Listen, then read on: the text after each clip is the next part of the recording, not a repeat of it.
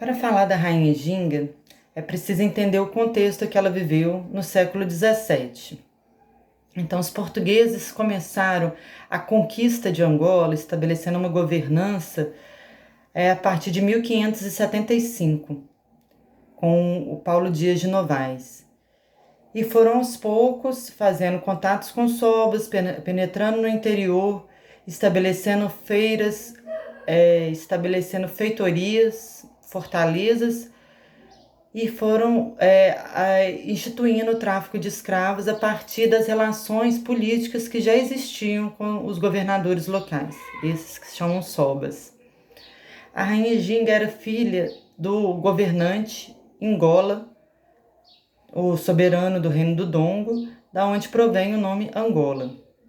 Então ela cresceu já nessa tensão com a chegada dos portugueses, querendo cada vez mais ampliar seus comércios, cada vez mais penetrar no interior e fazendo guerras. A partir de 1617, quando o pai dela morreu e o irmão dela assumiu ao trono,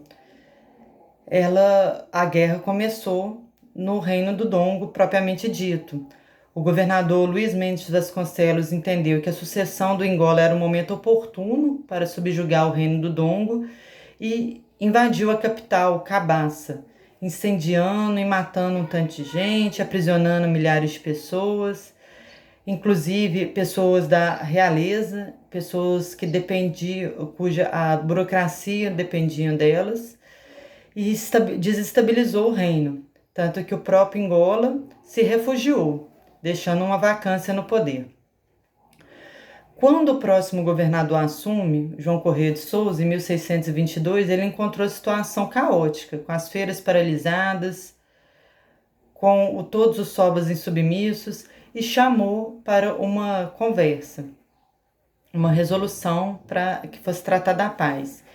E o Ingola mandou como embaixadora da paz sua irmã Nzingimbande. Foi sua primeira aparição pública e que é um dos episódios mais comentados da vida dela, onde, ao perceber que na reunião havia apenas uma cadeira para o governador, ela rapidamente fez um sinal para sua donzela, que acompanhava o séquito, que se colocou de quatro, em posição de gatinhas, e ela sentou sobre o lombo dessa mulher e fez a conferência.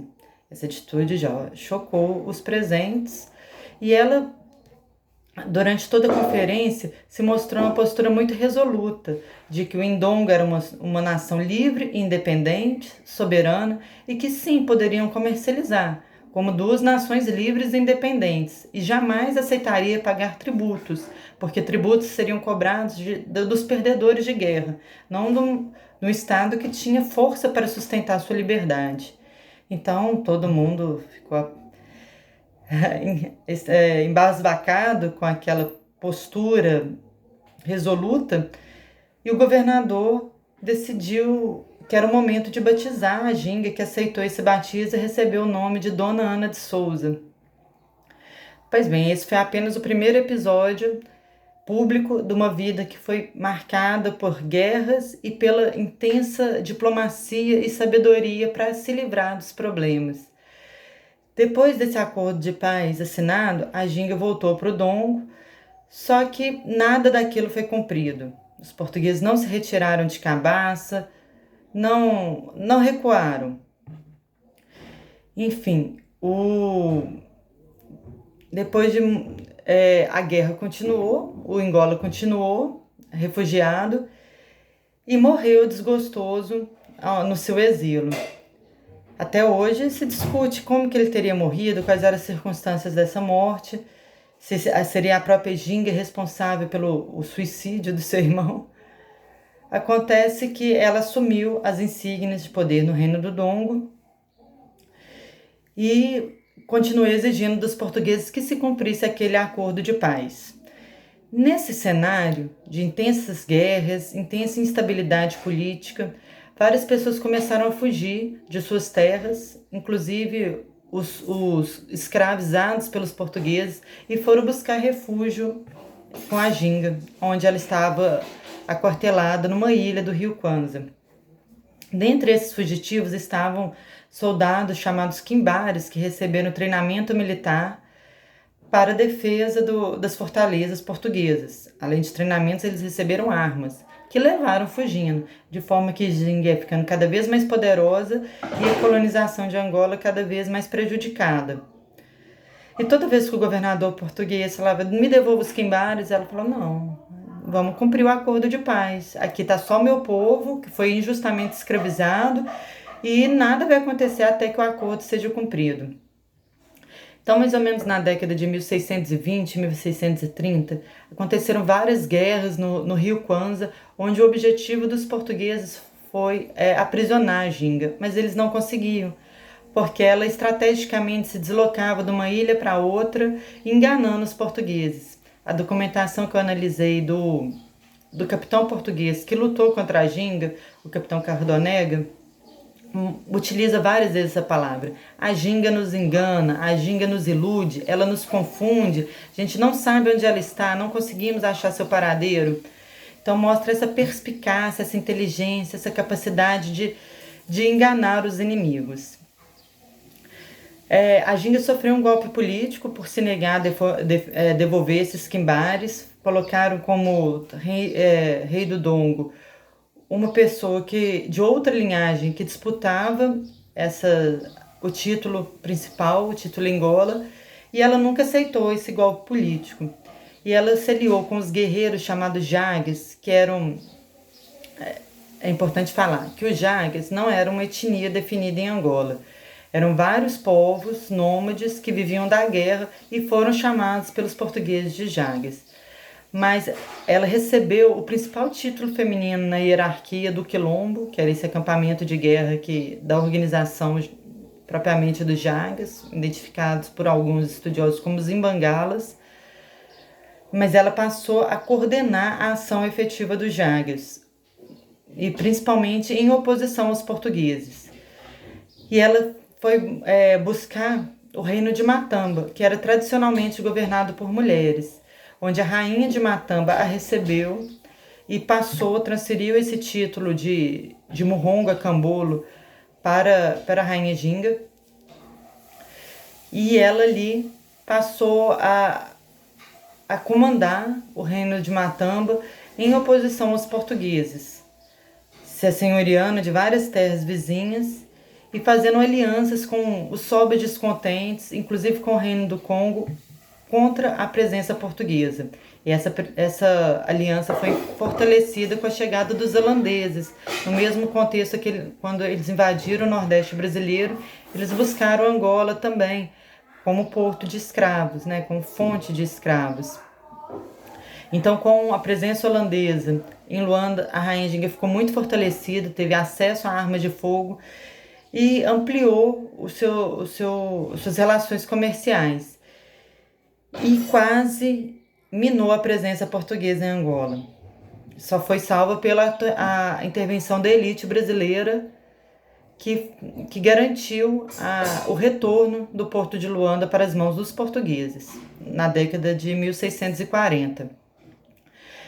Dentre as ações da rainha Ginga estavam atacar as feiras dos escravos, atacar as caravanas que levavam os escravos por litoral e destruir os principais pontos de cobrança de escravos, os sobas que pagavam os tributos aos portugueses em forma de escravos.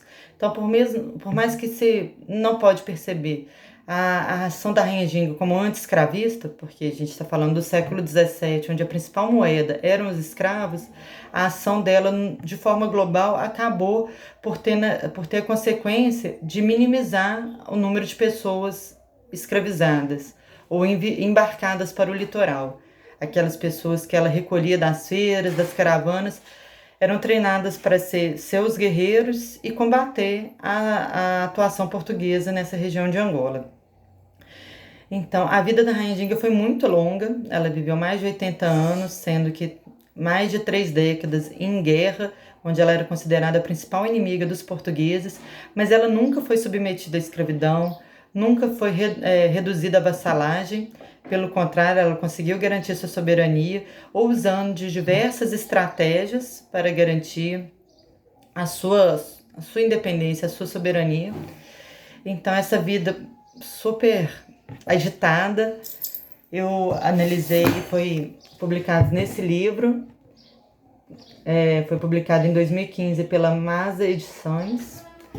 E eu transformei essa linguagem acadêmica numa linguagem de quadrinhos, no livro Rainha Ginga, Guerreira de Angola, que ele é todo colorido, com as ilustrações belíssimas do mestre João Angoleiro, que mostra a corporeidade, a musicalidade, né, vários elementos das culturas africanas.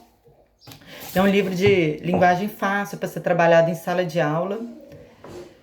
E a efetivação dessa Lei 10.639, que mostra a importância do estudo das histórias africanas para a formação do Brasil. Então, essa foi minha contribuição sobre a história da Rainha Ginga, que é uma história importantíssima de ser conhecida porque é um exemplo de uma mulher africana que resistiu à colonização, resistiu à presença portuguesa, lutou e venceu. É muito importante colocar que ela venceu várias batalhas. Então isso desmistifica o paradigma da inferioridade africana frente ao poderio europeu, mostra diversas estratégias que os agentes africanos empreenderam para garantir sua soberania e a sua liberdade. E é uma história de sucesso das estratégias africanas. A Rainha Ginga permanece viva, tanto na memória dos angolanos como na própria cultura brasileira, haja visto o nome Ginga, que é conhecido por todos, e essas relações eu estudei mais profundamente no doutorado, que foi publicado recentemente no livro Ginga de Angola, Memórias e Representações da Rainha Guerreira, foi publicado pela editora Brasil Publishing em 2019, que analisa como que essa memória é viva e atuante no Brasil, através da capoeira, principalmente pelo movimento Ginga, que seria uma representação através do movimento corporal dessa sabedoria, e em vários congados, onde a presença da Rainha Ginga é registrada desde o século XIX. E eu conheci uma Rainha Ginga viva e atuante em Visconde do Rio Branco, Minas Gerais. Então mostra como a condução dessa rainha de frente do seu exército, do seu batalhão no Congado, e o que ele representa, essas lutas simbólicas. E mostra como que os brasileiros, principalmente a mulher brasileira, incorporou essa sabedoria da ginga, por não se deixar abater, não perder o rebolado e tá lutando sempre e vencendo sempre. Então, que todos conheçam essa história dessa soberana importantíssima para Angola, para a diáspora, para o sentimento de cada brasileiro. Ficamos assim, axé.